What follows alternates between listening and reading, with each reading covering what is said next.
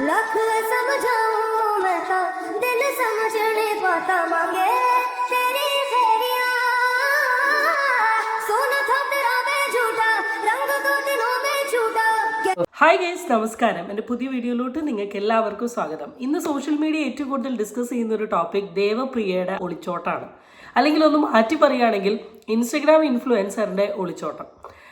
അപ്പം ദേവപ്രിയ ആരാ എന്നുള്ളത് എനിക്ക് തോന്നുന്നു മേ ബി എൻ്റെ വീഡിയോ കാണുന്ന നിങ്ങൾക്ക് എന്നേക്കാൾ കൂടുതൽ ക്ലാരിറ്റി ഉണ്ടാവും. കാരണം അതുകൊണ്ടാണല്ലോ നിങ്ങളെല്ലാവരും ഈ വീഡിയോ കണ്ട പാടി ഇരുന്ന് കുത്തി കാണുന്നത്.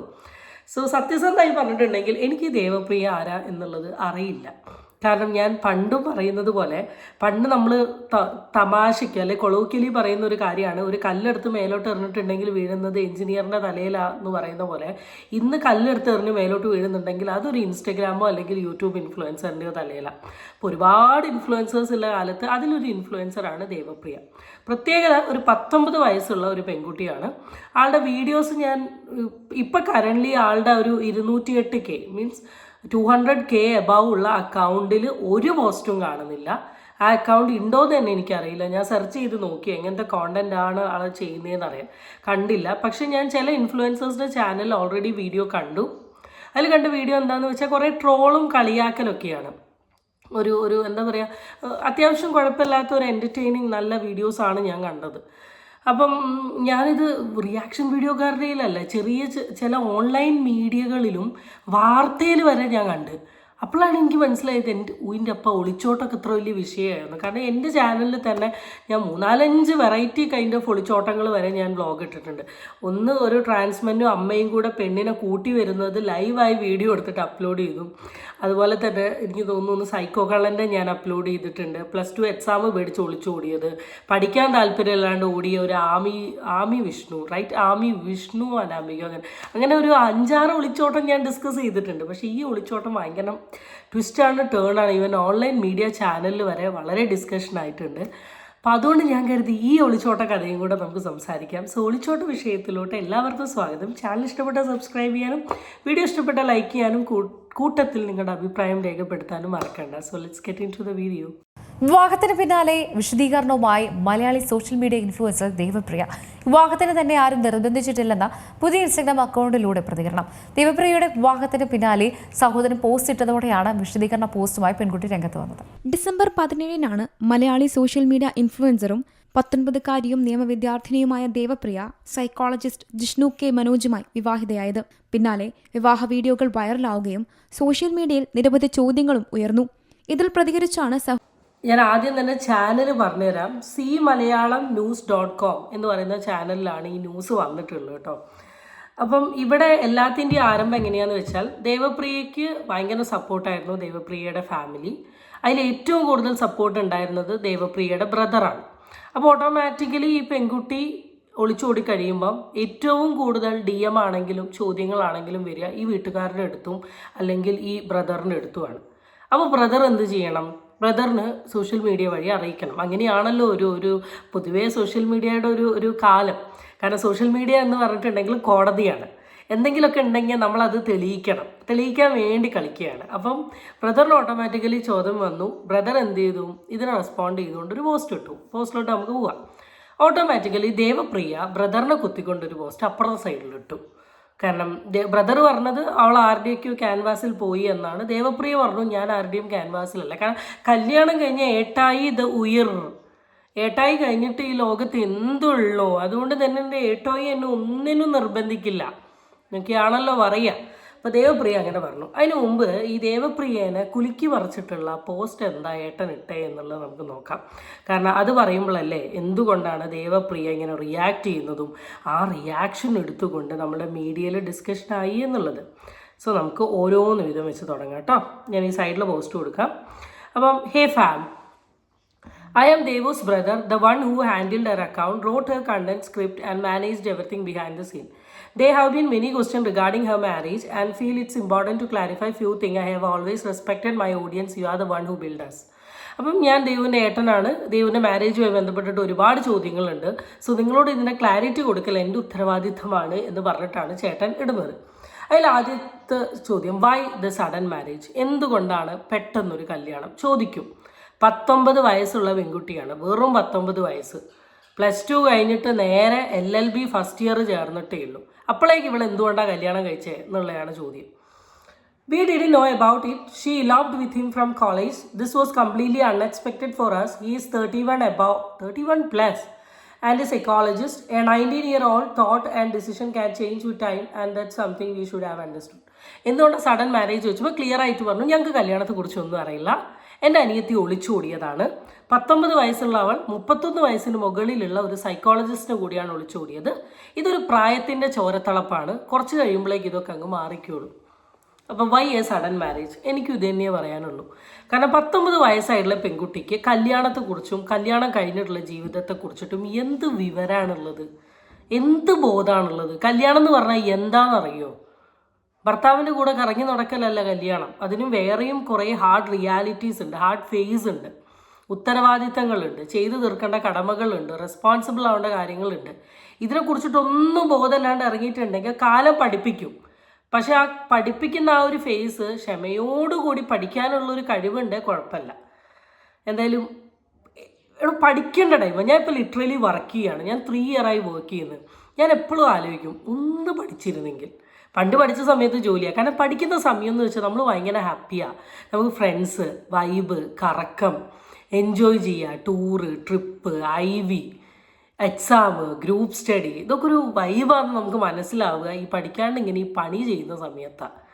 അപ്പം ആളുടെ ഒരു പഠിത്തം, ഒരു കോളേജ് ലൈഫ് അങ്ങ് തുടങ്ങുമ്പോഴേക്കാണ് നേരെ പോയി ഒളിച്ചോടിയിട്ടുള്ളത്. അപ്പോൾ ഇതിന് പ്രായത്തിൻ്റെ ഒരു സാധനം എന്ന് എന്നെ കാണുന്നവർക്ക് എല്ലാവർക്കും പറയാൻ പറ്റും. Did V force her to marry someone else? അപ്പോൾ അടുത്ത ചോദ്യം ഇത് വരിക, നിങ്ങൾ അവളെ വേറൊരാളുമായിട്ട് കല്യാണം കഴിപ്പിക്കാൻ നോക്കിയോ, അതുകൊണ്ടാണോ അവൾ അവളുടെ കാമുകൻ്റെ കൂടെ പോയത്? Never. Not even once. Our only concern was her education and her future. We wanted her to complete her studies, build a career and have a better life. ഞങ്ങൾ ഒരിക്കലും അവളെ വിവാഹത്തിന് നിർബന്ധിച്ചിട്ടില്ല. കാരണം ഞങ്ങളുടെ ഒരു പ്രൈമറി ഇമ്പോർട്ടൻ്റ് എന്ന് പറയുന്നത് അവൾ നന്നായിട്ട് പഠിക്കുക, നല്ല രീതിയിൽ മാർക്ക് വാങ്ങുക, നല്ലൊരു കരിയർ ഉണ്ടാക്കുക എന്നാണ്. അതുകൊണ്ട് തന്നെ ഞങ്ങൾ ഒരിക്കലും അവളെ കല്യാണത്തിന് നിർബന്ധിച്ചിട്ടില്ല. Did we support the relationship? No. She is just 19 and he is 31. This is not the right age to marry her. Her life has just begun. She needed time to grow, study and become independent. He proposed to her when she was 17, which means he was 29. Can a 29-year-old man proposing a +2 student really be called love? How can a grown man be attracted to such a young girl? അപ്പം ഈ റിലേഷൻഷിപ്പിന് ഒരു support ചെയ്തോ ചോദിച്ച സമയത്ത് ഒരു അച്ഛനും അമ്മയും support ചെയ്യില്ല. 19 വയസ്സുള്ള പെൺകുട്ടി 31 വയസ്സ് ഉള്ള ഒരാളെ വിവാഹം കഴിക്കണം എന്ന് പറയുമ്പോൾ ഒരച്ഛനും അമ്മയും സപ്പോർട്ട് ചെയ്യില്ല. സോ ഞങ്ങൾ സപ്പോർട്ട് ചെയ്തിട്ടില്ല.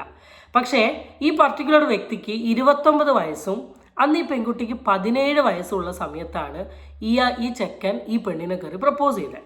എനിക്കതാ മനസ്സിലാവത്ത്, ഈ 29 വയസ്സുള്ള ആൾക്ക് ഈ +1 +2 പഠിക്കുന്ന പെൺകുട്ടീനെ എങ്ങനെ പ്രപ്പോസ് ചെയ്യാൻ തോന്നി? അപ്പോൾ അയാളുടെ ഒരു മൈൻഡ് എന്താണ്, അയാളുടെ ഒരു മെൻറ്റാലിറ്റി എന്താണ് എന്നാണ് ഞാനിവിടെ ആലോചിക്കുന്നത്.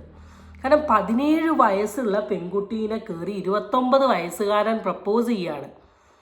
കുറച്ചും കൂടെ 2 കൊല്ലം ബാക്കോട്ടും കൂടെ ഒന്ന് നല്ല രീതിയിൽ പോയിട്ടുണ്ട്, അത് വേറെ ലെവലിലോട്ട് അങ്ങ് എത്തിയേനെ, പൊക്ഷനിലോട്ടൊക്കെ അങ്ങ് എത്തിയേനെ.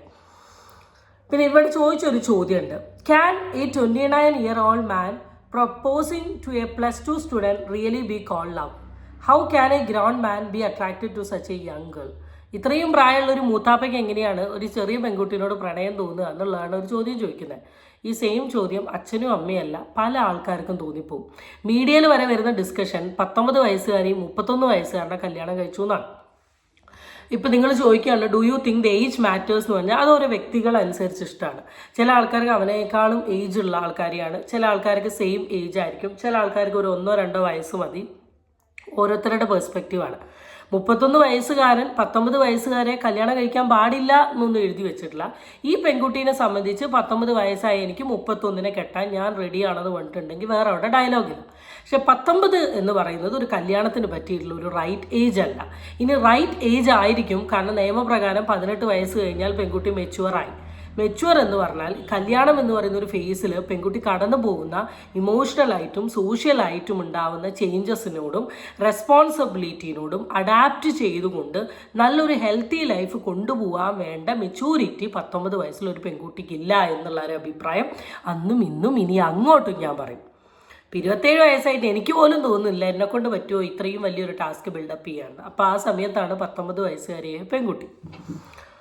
As a brother, I always protected her and uplifted her. When I came to know about the relationship, I explained every possible life consequence to her. She told us that she has ended it, so we didn't take the matter further. Our family clearly told her that she was free to choose her life partner when the time was right after completing her studies and job. Even my father said it openly. We also spoke to the family in a respectful and dignified manner. So ഇത്രയേ ഉള്ളൂ. ഒരു brother എന്ന നിലയിൽ അവളുടെ ഉയർച്ചയ്ക്ക് വേണ്ടിയിട്ട് മാത്രമാണ് ഞാൻ ശ്രമിച്ചത്.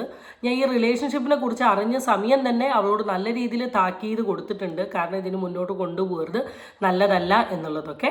പക്ഷെ എന്ത് ചെയ്യാം, എൻ്റെ മോൾക്ക് ഇതിൽ ഒരു താല്പര്യമുണ്ടായിരുന്നു. പക്ഷെ അവൾ ഞങ്ങളടുത്ത് പറഞ്ഞത് ഇല്ല ചേട്ടാ ഞാൻ ഈ ബന്ധം ഇവിടെ അവസാനിപ്പിച്ചു എന്നാണ് അവൾ പറഞ്ഞത്.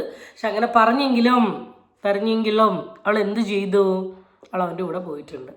ആസ് യൂഷ്വൽ റിലേഷൻഷിപ്പ് സ്റ്റാർട്ട് ചെയ്യുന്നു, വീട്ടിൽ പിടിക്കുന്നു, വീട്ടിൽ പ്രശ്നമാവുന്നു, കുട്ടി വീട്ടുകാരെ മൈൻഡ് ചെയ്യുന്നില്ല, വീട്ടുകാർക്ക് വാല്യൂ ഇല്ല, വീട്ടുകാർക്ക് ഇമ്പോർട്ടൻസ് ഇല്ല, അവൻ്റെ കൂടെ ഇറങ്ങി പോകുന്നു.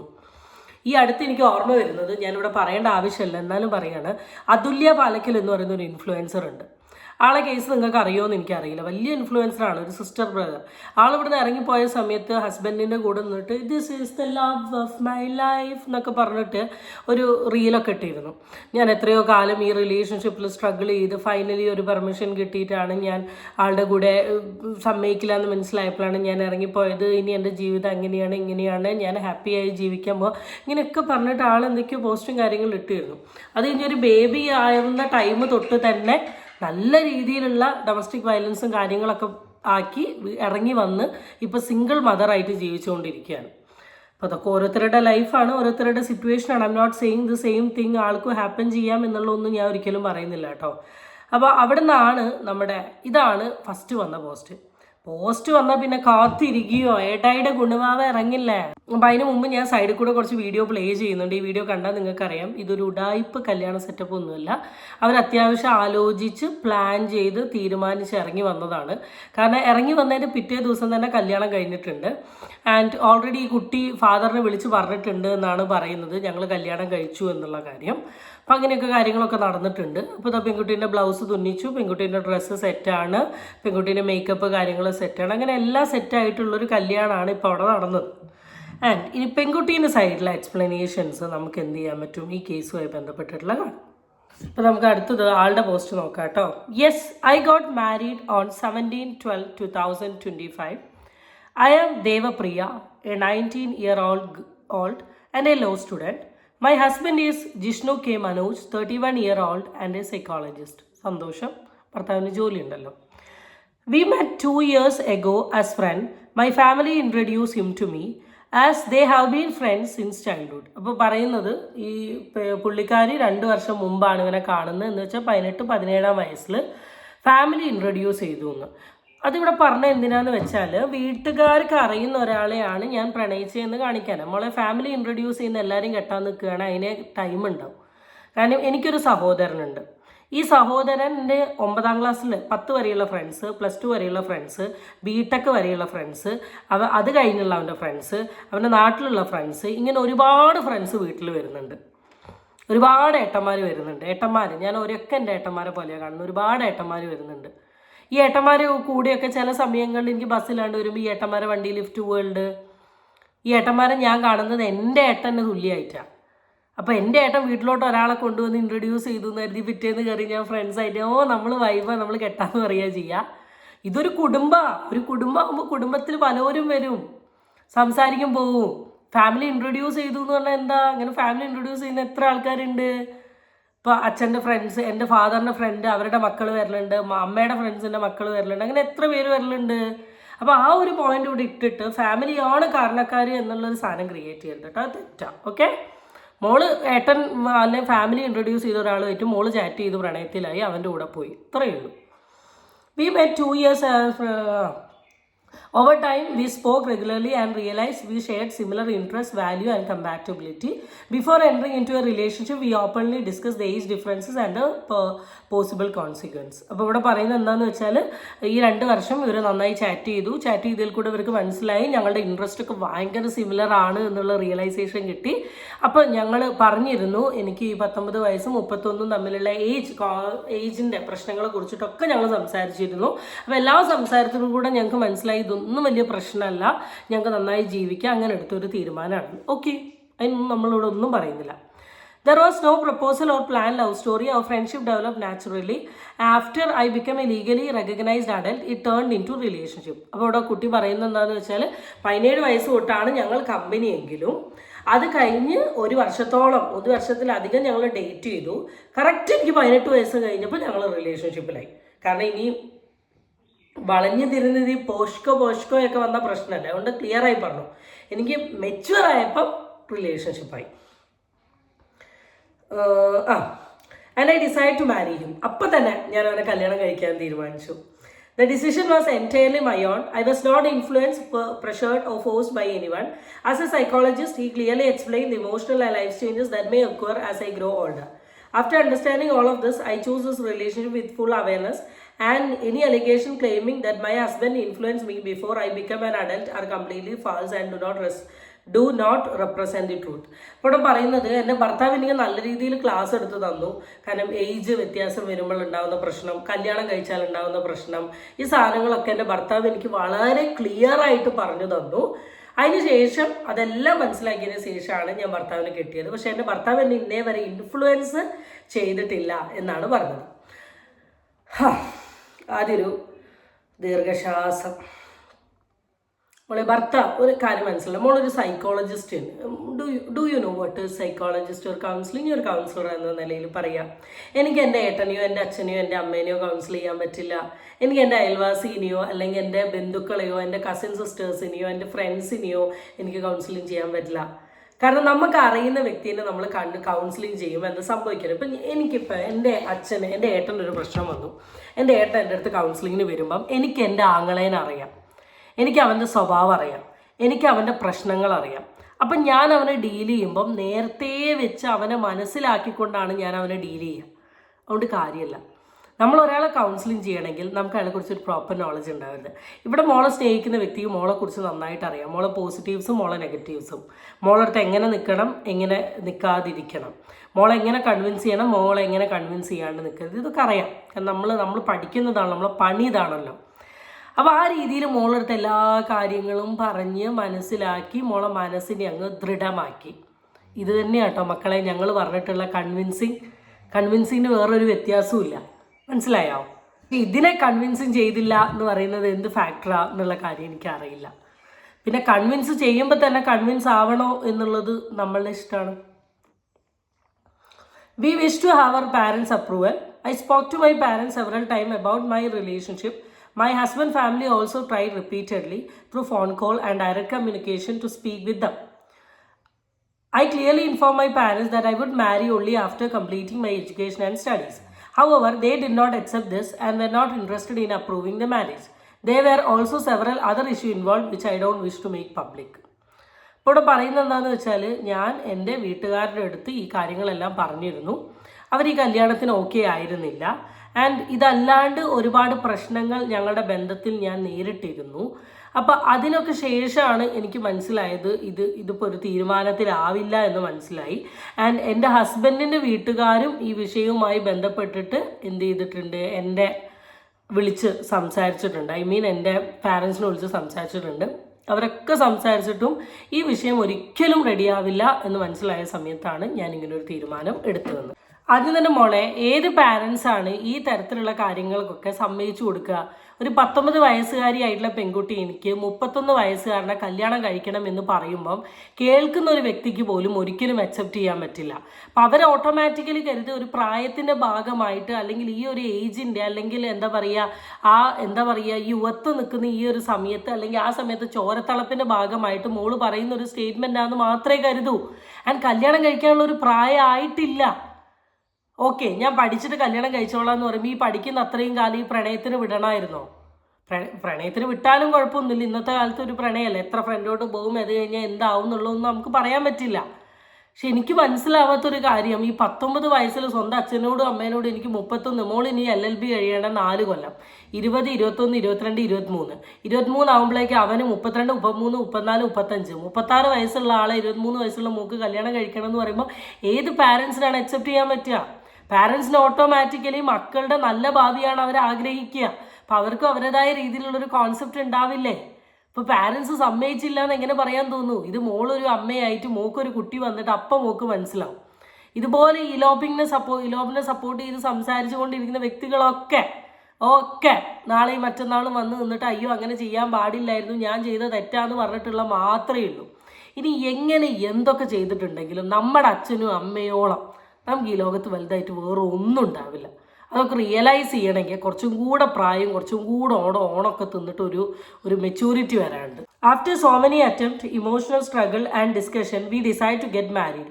After I loved, I informed my father that I was going to get married. After the marriage, I also spoke with my mother and about these are the facts. ഇത്രയേ ഉള്ളൂ. ഒരുപാട് സ്ട്രഗിളിന് ശേഷം കല്യാണം കഴിക്കാൻ തീരുമാനിച്ചു. ഒരു കല്യാണം കഴിച്ചു. ആ കല്യാണം കഴിക്കുന്നതിന് മുമ്പ് അച്ഛനോട് പറഞ്ഞു. കല്യാണം കഴിഞ്ഞതിന് ശേഷം അമ്മേനെ വിളിച്ച് സംസാരിച്ചു. Okay, I didn't went to a forced marriage. I'm leading a happy life, no divorces, and I want to live it with peaceful and happiness. I value family life, but my wishes were not. അപ്പോൾ ആൾ പറയുന്നത്, ഞാൻ അച്ഛനും അമ്മേനെയൊക്കെ ഭയങ്കര സ്നേഹിക്കുന്നുണ്ട്, അച്ഛനും അമ്മയാണ് എൻ്റെ ലോകം, അച്ഛനും അമ്മേനെയും ചതിച്ചുകൊണ്ട് ഞാനൊന്നും ചെയ്തിട്ടില്ല, എനിക്ക് അങ്ങനെയൊന്നും ചെയ്യാൻ പറ്റില്ല, ഫാമിലി തന്നെയാണ് ഇമ്പോർട്ടൻറ്റ്, പക്ഷേ മൈ ലവ് അതുകൊണ്ടാണ് എന്നൊക്കെയാണ് പറയുന്നത്. പിന്നെന്താ, acting and dancing are my passion and I have always work towards personal growth.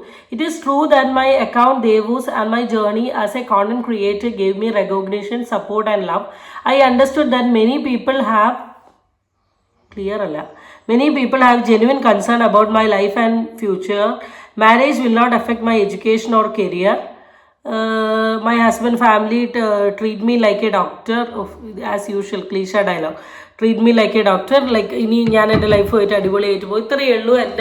ഞാൻ ഒളിച്ചോടിയിട്ടുണ്ടെങ്കിൽ എൻ്റെ വിദ്യാഭ്യാസത്തെ ഒന്നും ബാധിക്കില്ല. ഞാൻ വീണ്ടും പഠിക്കും, ഞാൻ എന്നിട്ട് ജോലി ചെയ്യും, ഞാൻ എൻ്റെ കോണ്ടന്റ് ക്രിയേഷൻ എന്തായാലും കണ്ടിന്യൂ ചെയ്യും. ഇൻസ്റ്റഗ്രാം തുടങ്ങി, ഇനി അടുത്തൊരു യൂട്യൂബ് ചാനൽ തുടങ്ങും, ഇതിൻ്റെ ഒരു 5-6 കോണ്ടന്റ് വരും, അപ്പോൾ തന്നെ നല്ല റീച്ചായി, അപ്പോൾ അതിൽ കോണ്ടന്റ് ഇട്ട് പോവാം, അതിൽ നിന്ന് പൈസ കിട്ടും. പിന്നെ സൈക്കോളജിസ്റ്റ് ആയതുകൊണ്ട് തന്നെ പൈസയും കാര്യങ്ങളും ഉണ്ടെങ്കിൽ ഇയാളെ പഠിപ്പിക്കാൻ പറ്റും. ഓക്കെ ഫൈൻ, അങ്ങോട്ട് നല്ല രീതിയിൽ പോവട്ടെ എന്ന് മാത്രമേ പറയാനുള്ളൂ. പക്ഷെ എത്രയൊക്കെ നല്ല രീതിയിൽ പോവുകയാണെങ്കിലും മോളുടെ ലൈഫിൽ ഇനി അങ്ങോട്ടുള്ള കൊല്ലത്തിൻ്റെ ഇടയിൽ ഒരു ഏജിൽ പോലും ചെയ്ത കാര്യത്തെക്കുറിച്ച് ആലോചിക്ക് റിഗ്രറ്റ് ചെയ്യാൻ പാടില്ല എന്നുള്ളൊരു അഭിപ്രായം മാത്രമേ ഉള്ളൂ. ഇപ്പോൾ വളരെ കോൺഫിഡൻ്റ് ആയിട്ട് ഇൻസ്റ്റഗ്രാം അക്കൗണ്ട് കയറിയിട്ട് ഇങ്ങനൊരു പോസ്റ്റ് ടൈപ്പ് ചെയ്തിടാൻ കാണിക്കുന്ന ഒരു മനസ്സുണ്ടല്ലോ, ആ മനസ്സ് ലൈഫ് ലോങ് വേണം എന്നുള്ള മാത്രമേ ചേച്ചിക്ക് ഇവിടെ പറയാനുള്ളൂ. കാരണം മോളുടെ ഒരു കോൺഫിഡൻസ് കണ്ടതുകൊണ്ട് ഞാൻ പറഞ്ഞതാണ്. ഞാൻ ക്രിട്ടിസൈസ് ചെയ്യല്ല.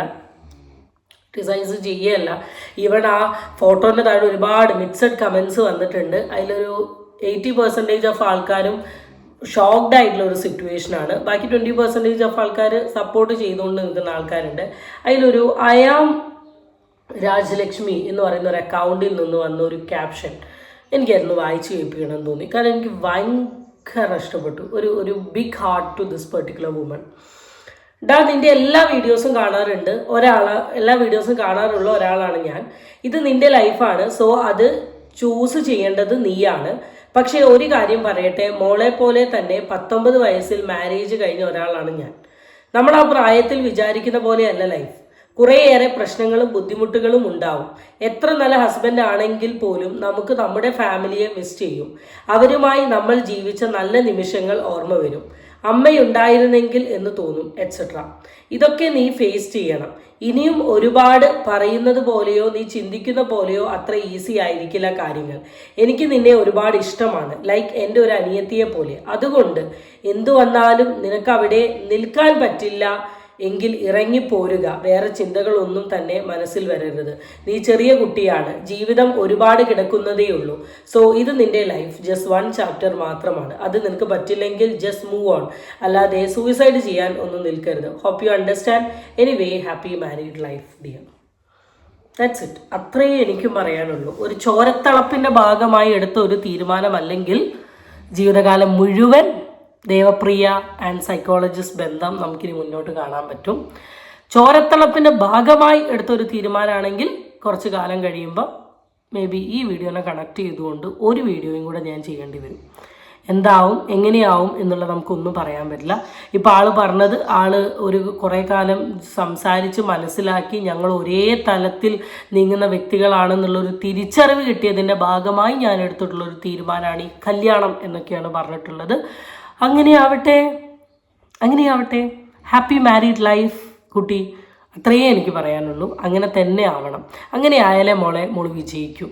ഇല്ലെങ്കിൽ ഈ ജനങ്ങളൊക്കെ പറഞ്ഞ അവസ്ഥ ആവും. എല്ലാവർക്കും ഇതൊക്കെ ആയിട്ടുണ്ട്. എല്ലാവർക്കും കല്യാണം ഒളിച്ചോടിവാടെ അമ്മ വേണ്ട, അച്ഛൻ വേണ്ട, സഹോദരൻ വേണ്ട, ആരും വേണ്ട എന്ന് പറഞ്ഞിട്ട് പിന്നെ അമ്മേനെയും അച്ഛനെയും മിസ് ചെയ്യുന്നു, സഹോദരനെ മിസ് ചെയ്യുന്നു, ലാസ്റ്റ് വീട്ടിൽ പോകുന്നു, സംസാരിക്കുന്നു, സോൾവ് ആക്കുന്നു.